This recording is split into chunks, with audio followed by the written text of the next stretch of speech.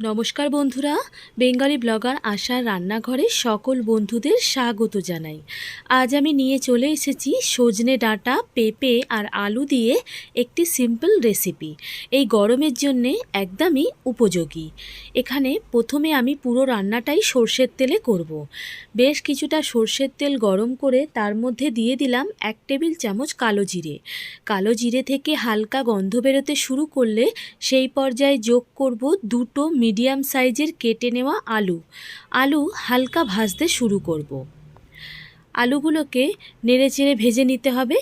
আমি এখানে আমার প্রয়োজন মতো আলু আর সজনে ডাঁটা আর পেঁপে নিয়েছি, আপনারা কম বেশি করে নিতে পারেন। এই পর্যায়ে দিয়ে দেব সজনে ডাঁটা আর অল্প কিছুটা পেঁপে। আমি একদমই 10 থেকে 12 কুচি মতো পেঁপে যোগ করেছি। এখানে আমি 50 গ্রাম থেকে একটু কম পোস্ত নিয়েছি। পোস্তটা শুকনো খোলায় মিক্সিতে আগে বেটে নেব। দেখুন, শুকনো খোলায় ভালো করে গুঁড়ো করে নিয়েছি। তারপরে দুটো কাঁচা লঙ্কা আর সামান্য জল দিয়ে ভালো করে স্মুথ পেস্ট বানিয়ে নেব। এদিকে পেঁপে, আলু আর সজনে ডাঁটা হালকা ভাজা হয়ে গেছে। স্বাদ মতো লবণ যোগ করলাম, দিলাম 1/2 টেবিল চামচ আদা বাটা আর সামান্য একটু হলুদ গুঁড়ো। ভালো করে কষিয়ে নিচ্ছি আদা বাটার সঙ্গে।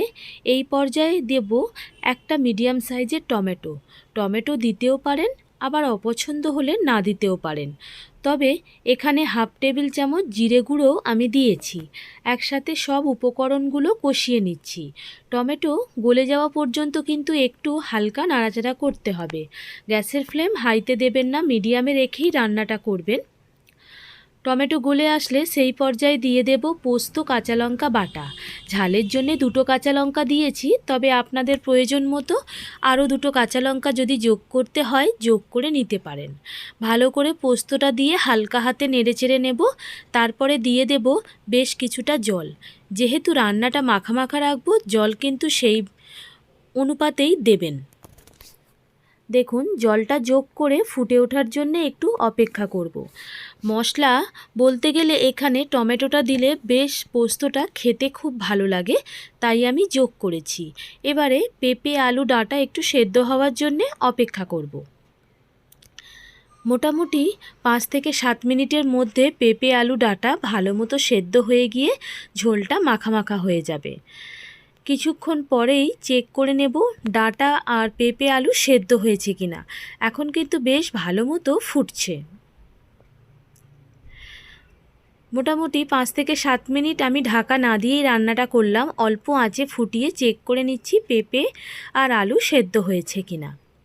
খুব ভালো মতো সেদ্ধ হয়ে গেছে। গ্যাসের ফ্লেমটা এখন বন্ধ করে দেব। আমি এই রকমই নামিয়ে রাখবো। এরপরে যদি খুব শুকনো করে নিই তাহলে আর গরম ভাতের সাথে সার্ভ করতে অসুবিধা হবে। এরকম মাখা মাখা রাখলে পোস্ত এমনিতে নামিয়ে রাখলে একটু টেনে যায়। আপনাদের যদি আমার এই সিম্পল রেসিপিটা ভালো লাগে, অবশ্যই বাড়িতে তৈরি করে আমাকে কমেন্ট করে জানাবেন আপনাদের কেমন লাগলো।